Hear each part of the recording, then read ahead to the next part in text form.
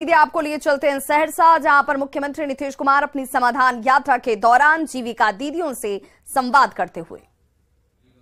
बिहार सरकार के माननीय मुख्य सचिव जनाब अमित सुबहानी साहब, बिहार के पुलिस महानिदेशक श्री आर.एस. भट्टी जी, वित्त विभाग के अपर मुख्य सचिव श्री एस. सिद्धार्थ जी, गन्ना उद्योग विभाग के प्रधान सचिव और सहरसा के भी प्रभारी सचिव श्री नर्मदेश्वर लाल जी,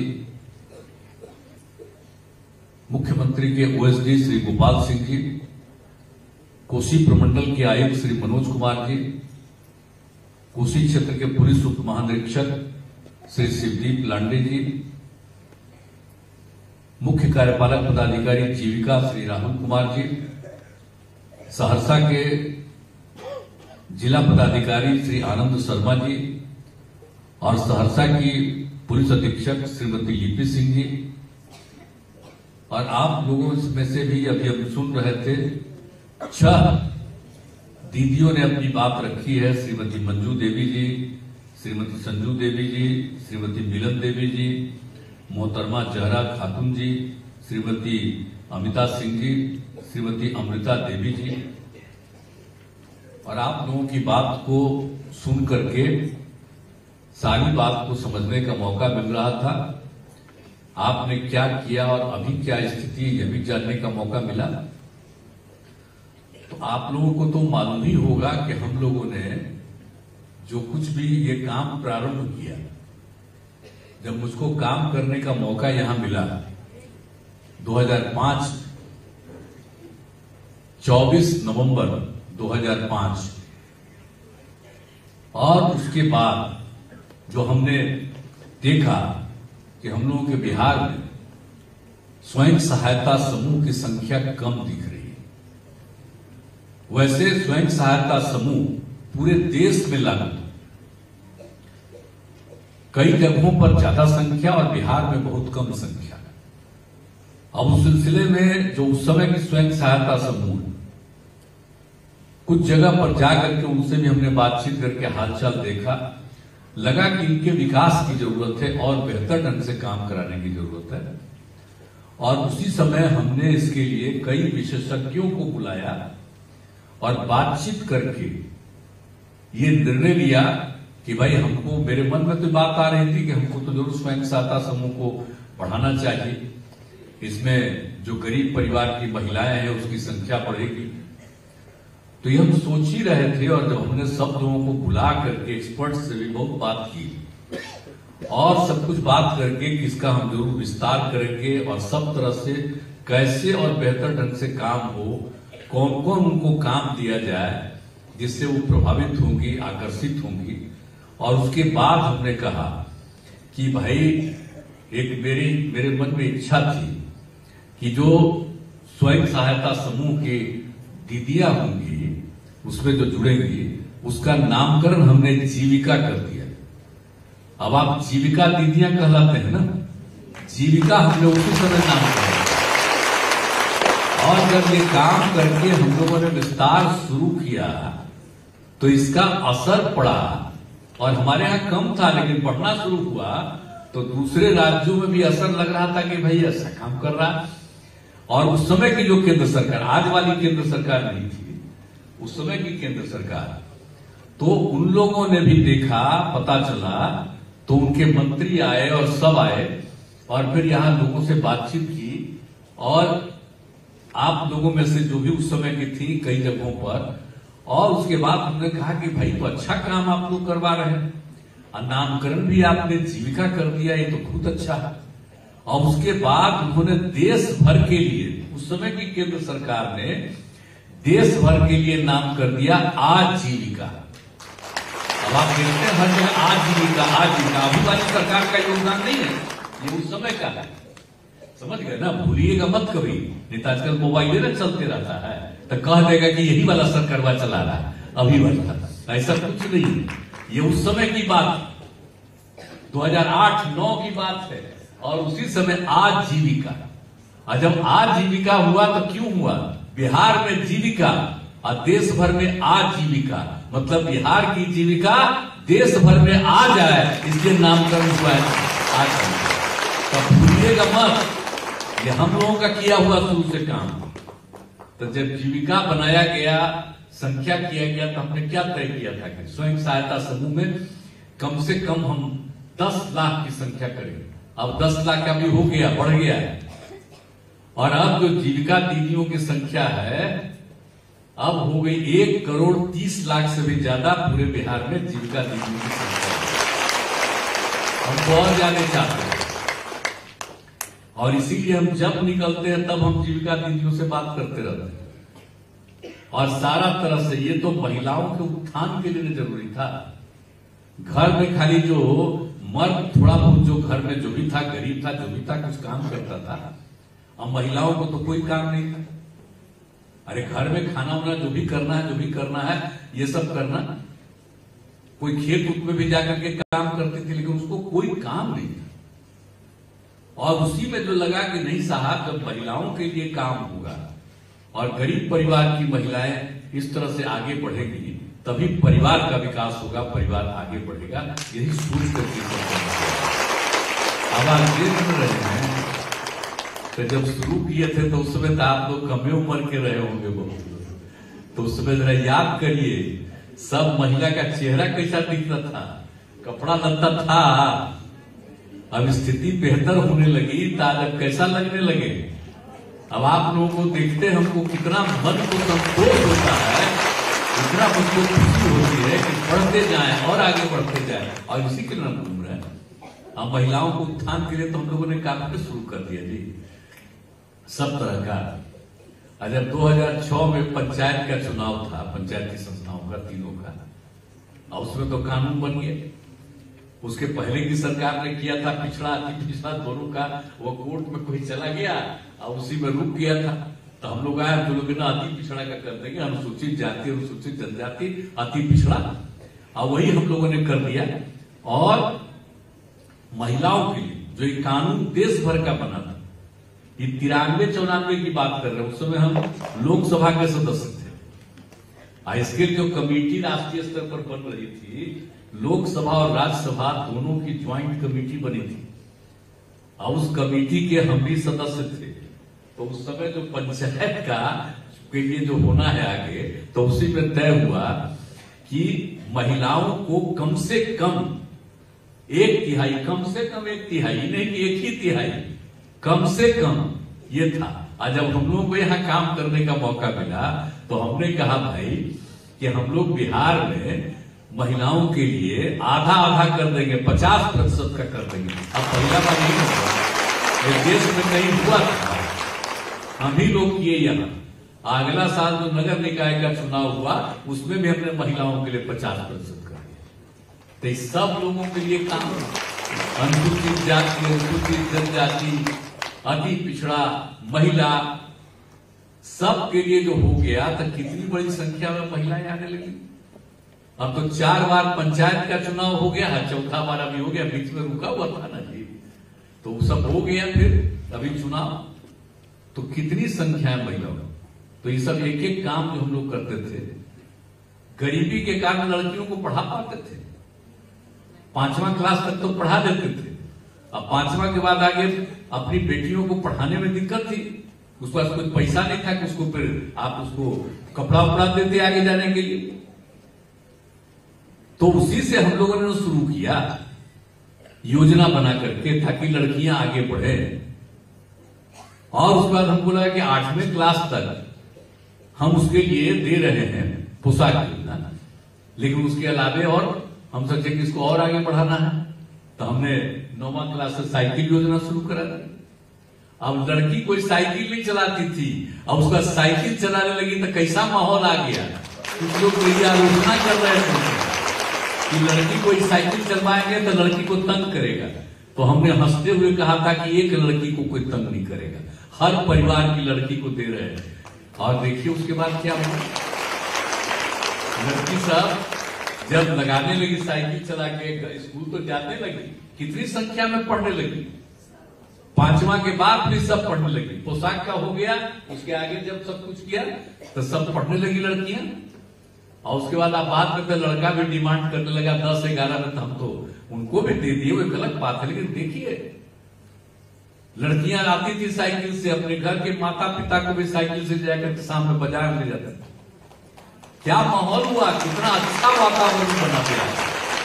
और आप जानते हैं जो हम लोगों ने काम शुरू कराया 8 से, इसकी खबर जब 9 के बाद बाहर गई दूसरे जगहों पर, दूसरे देशों में, विदेश से लोग आए यहां देखने के लिए, और विदेश से लोगों ने देखा, कहा कि भाई इतना अच्छा काम किया, ये कहीं नहीं है और यहां पर आप लोगों ने कर दिया है। तो बड़ा खुश हुए, साइकिल योजना ये सब चीज का। तो अब कितना आगे हम लोग, महिलाओं को, लड़कियां पढ़ने लगी, आगे बढ़ने लगी।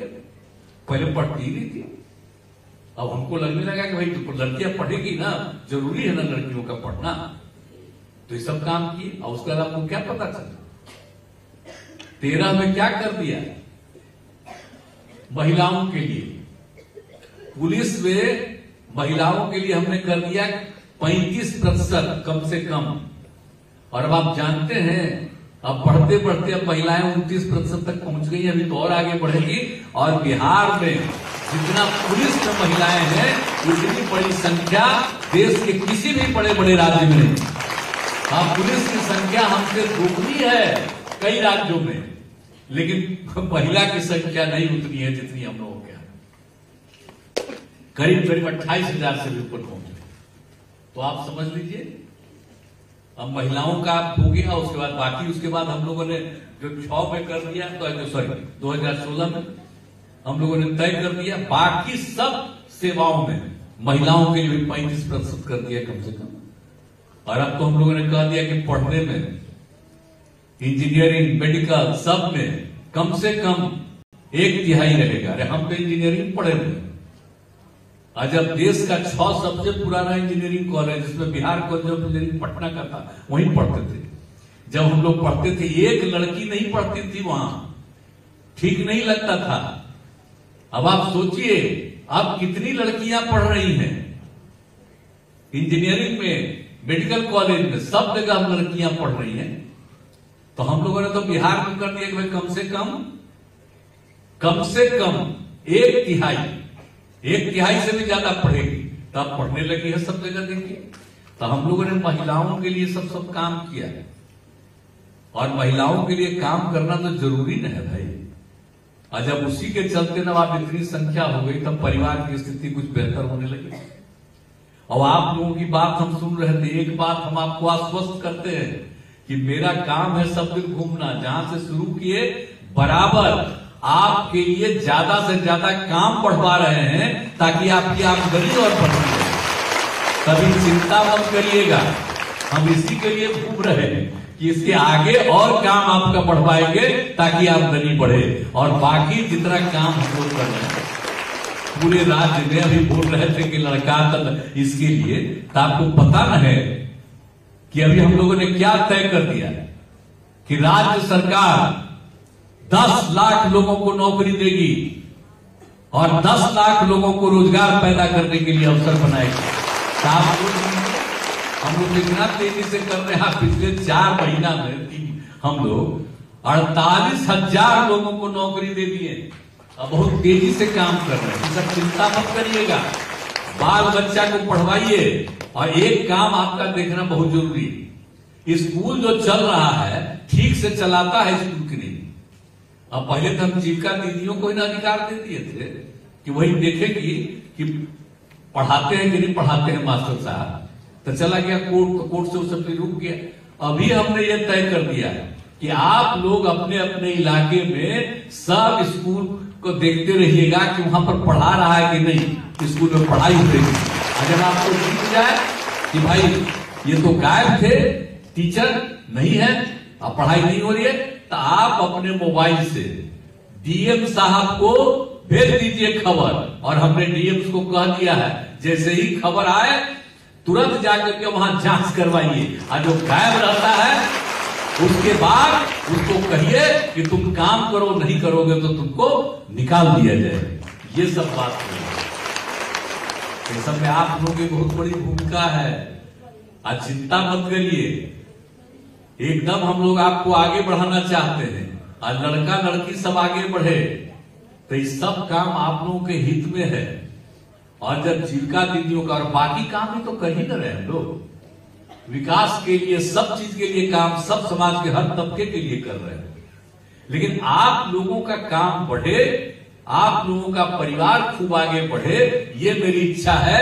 ये पूरा आगे बढ़ रहा है और आगे बढ़ेगा तो बिल्कुल एक विकसित बिहार हो जाएगा। इसीलिए हम लोग इस काम को कर रहे हैं। तो इसलिए ये सब काम तो हम लोग कर ही न रहे हैं और सब तरह से देखते रहिएगा। अब आप लोगों का ये काम है कि कहां पर क्या हो रहा है, हर तरह से हम लोग कोशिश कर रहे हैं। इलाज सबके लिए प्रबंध एक एक चीज का किया जा रहा है। और एक बात आपको और कहेंगे कि आप सोच लीजिए कि आप सब लोगों को याद है ना भाई, आप अभी बोल रहे थे कुछ लोग शराबबंदी के बारे में, तो एक बात हम आपको बता दें कि 2015 में जीविका दीदियों की एक मीटिंग थी पटना में, हम वहां गए हुए थे। हम अपना भाषण देंगे, जैसे ही हम बैठने लगे तो जीविका दीदियों ने खड़ा होकर के कहा शराब बुरी चीज है, शराबबंदी लागू कीजिए। हमने कहा कि देखिए 3 साल में चुनाव, 3 महीना में चुनाव होने वाला है, अगर हम लोग फिर आ जाएंगे तो शराबबंदी लागू कर दें। और उसके बाद फिर आ गए तो हम लोग शराबबंदी लागू कराए ना। साथ वाली सारी पार्टियां तो थी, विपक्ष वालों ने भी कह दिया कि नहीं ठीक है, और शराबबंदी लागू हुआ। तो शराबबंदी तो लागू कर ही दिया, उसके लिए घूमते रहे आप लोग भी, सब जगह जाते रहे, तो बहुत अच्छी चीज है। एक बात कभी भूलिएगा नहीं, एक बोल रही थी कि शराब छूट जाए, कभी छूटेगा कि? और शराबबंदी छोड़ने वालों की संख्या तक कितनी बढ़ गई, इधर उधर प्रचार कर रहा है। आप नहीं जानते आजकल जो मोबाइल का दौर है ना, उल्टा पुल्टा उसमें बहुत सारा प्रचार करता रहता है। ऐसी संख्या नहीं है, घट रही है।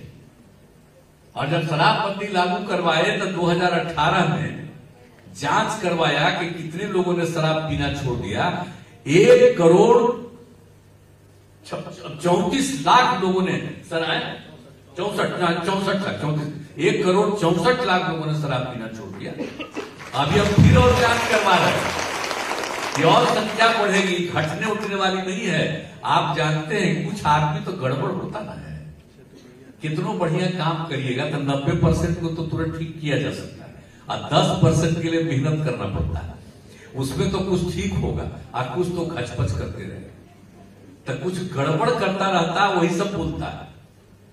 तो इसीलिए आप सोच लीजिए कैसा जहरीला शराब पी पी कर को मर रहा। तो यही ना कहना है सबको, पियोगे तो मरोगे, और तरह तरह का बात किया जाता है। ये सब बहुत गंदी बात है।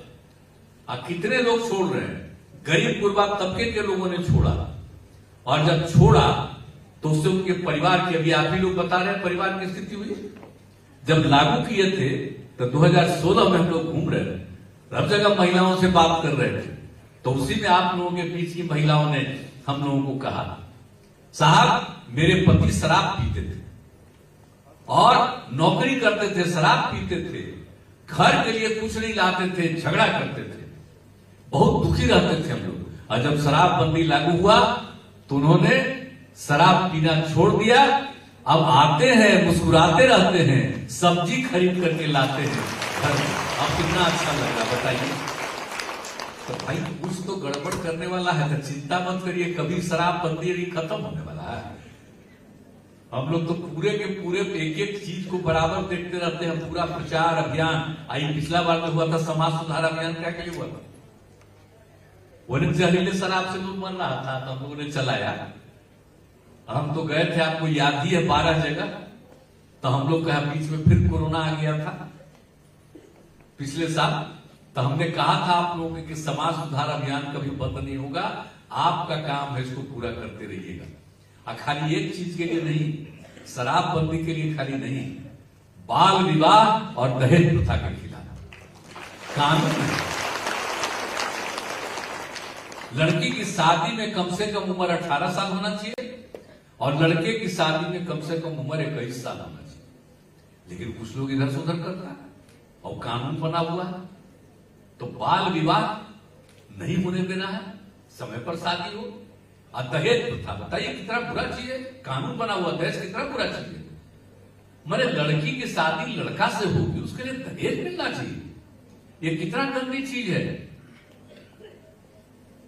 लड़का से लड़की शादी करती है तो लड़की के लिए खुशी की बात है कि लड़का के लिए है। अगर शादी नहीं होगी तो कोई बाल बच्चा उसका पैदा होगा। हम सब लोग बैठे हुए हैं, सब लोग को तो मां ने जन्म दी है जी। इसलिए तो सब कुछ महिला के शादी में लड़की की शादी में लड़का पैसा ले, कानून बना हुआ है। इसके खिलाफ अभियान हम लोग तो शुरू से चलवा रहे हैं। जो समाज सुधार अभियान है इसमें हम लोगों ने कहा था एकदम नहीं, बाल विवाह, दहेज प्रथा, इसके खिलाफ भी अभियान करिए। कोई आपके कहने पर भी नहीं लेता है और लेने लगे अगर दहेज तो उसके शादी में मत जाइए। उसके पर तो जब कोई जाएगा तो कैसा खराब हालत होगा। ये लग रहा है कि दहेज दे रहा है, इसके यहाँ कोई नहीं आ रहा।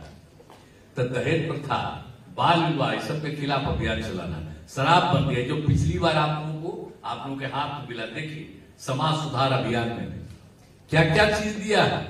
आजकल तो कुछ आदमी गड़बड़ करता है ना, चिंता का के लिए कर रहा है। देश को आजाद कराने वाले राष्ट्रपिता महात्मा गांधी जब आजादी की लड़ाई लड़ रहे थे तो आप देख लीजिए, वो उस समय आजादी की लड़ाई के दौरान लोगों को समझाने में लगते थे कि दहेज बहुत बुरा चीज है, ये दहेज करें, शराब बहुत बुरी चीज है।